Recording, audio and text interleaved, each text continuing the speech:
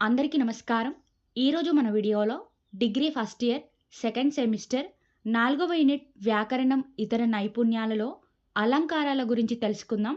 వినండి. ముందుగా అలంకారాలు అంటే మనం అందంగా కనిపించడానికి ఏం చేస్తాం? మనల్ని మనం అలంకరించుకుంటాం అందంగా కనిపించడానికి. అలాగే అదే విధంగా కవులు రాసిన పద్యాలు కానీ, కావ్యాలు కానీ, వాక్యాలకి సౌందర్యాన్ని కలిగించేవే ఈ అలంకారాలు. అంటే పద్యానికి, కావ్యాలకి అందాన్ని ఇచ్చేవే ఈ అలంకారాలు అని చెప్పవచ్చు. ఇక ఈ అలంకారాలు 2 రకాలు. మొదటిది శబ్దాలంకారాలు, రెండవది అర్థ అలంకారాలు. ముందుగా మనం ఈ వీడియోలో శబ్దాలంకారాల గురించి తెలుసుకుందాము. ముందుగా శబ్దాలంకారాలు అంటే ఏంటో చూడండి. శబ్దాలంకారము అంటే కవిత్వంలో అర్థాన్ని కాకుండా కేవలం శబ్దాలను ఆధారంగా చేసుకొని అలంకరించబడినవి అని అర్థం. అంటే కవిత్వంలో అర్థం కంటే ఎక్కువ శబ్దానికే ఎక్కువ ప్రాధాన్యత అనేది ఉంటుంది.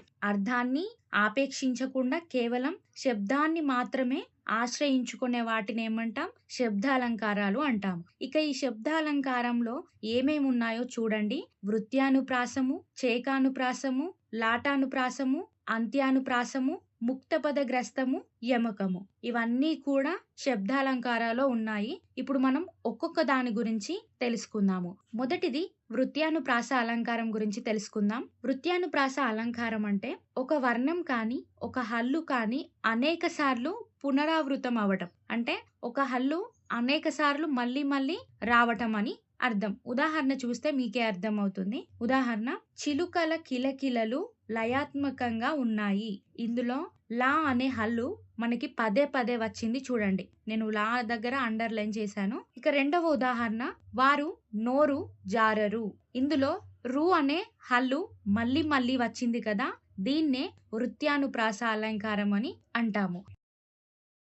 ఇక రెండవది చేకానుప్రాస అలంకారము. చేకానుప్రాస అలంకారం అంటే రెండేసి హల్లులు జంటగా వెంట వెంటనే రావటం. కానీ హల్లులు ఒకేలాగా ఉన్నా అర్థం మాత్రం వేరువేరుగా వస్తుంది. హల్లులు అనేవి వెంట వెంటనే వస్తాయి, ఒకేలాగా ఉంటాయి, కానీ అర్థం మాత్రం వేరువేరు. ఒక హల్లుకు వేరే అర్థం ఉంటుంది, ఒక హల్లుకు వేరే అర్థం. అర్థం మాత్రం వేరే వేరేగా వస్తుంది. ఉదాహరణ చూడండి, అర్థమవుతుంది. నీకు 100 వందనాలు. ఇక్కడ 100 వందనాలు అంటే 2 హల్లులు అనేవి వెంట వెంటనే వచ్చాయి, కానీ అర్థం మాత్రం వేరేగా ఉంటుంది. 100 అంటే వేరు అర్థం, వందనాలు అనేది అర్థం వేరు. కాబట్టి ఇది చేకానుప్రాస అలంకారము. ఇక మూడవది లాటానుప్రాస అలంకారము. అర్థభేదం లేకుండా తాత్పర్య భేదం మాత్రమే ఉండేటట్లు ఉండటమే లాటానుప్రాస అలంకారం అంటాం. అంటే అర్థంలో ఎలాంటి తేడా ఉండదు, కానీ తాత్పర్యం అంటే భావంలో భేదం అనేది ఉంటుంది. ఉదాహరణ చెప్తే మీకు అర్థమవుతుంది చూడండి. ఇక్కడ కమలాక్ష నర్చించు కరములు కరములు అంటే కరములు అనే పదం 2 సార్లు పక్క పక్కనే వచ్చింది. చూశారు కదా, అర్థం ఒకటే.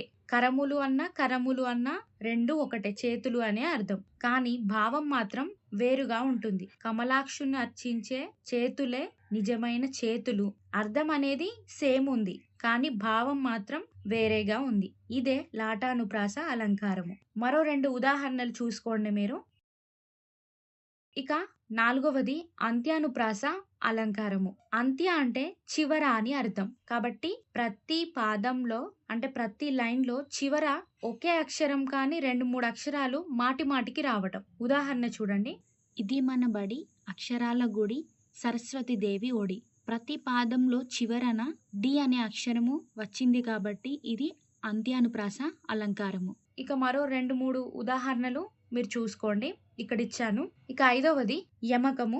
యమకము అంటే అక్షర సమూహంలో అంటే అచ్చులు కానీ, హల్లులు కానీ మాటి మాటికి వస్తూనే ఉంటాయి, కానీ అర్థభేదము, తాత్పర్య భేదము ఉండేటట్లు రావటమే యమకము. అంటే అచ్చులు, హల్లులు మాటి మాటికి వస్తూనే ఉంటాయి, కానీ ఏంటిదంటే అందులో అర్థము భేదంగానే ఉంటుంది, అందులోని భావము అనేది కూడా తేడాగానే ఉంటుంది. అదే యమకము. ఉదాహరణ చూస్తే మీకే అర్థమవుతుంది.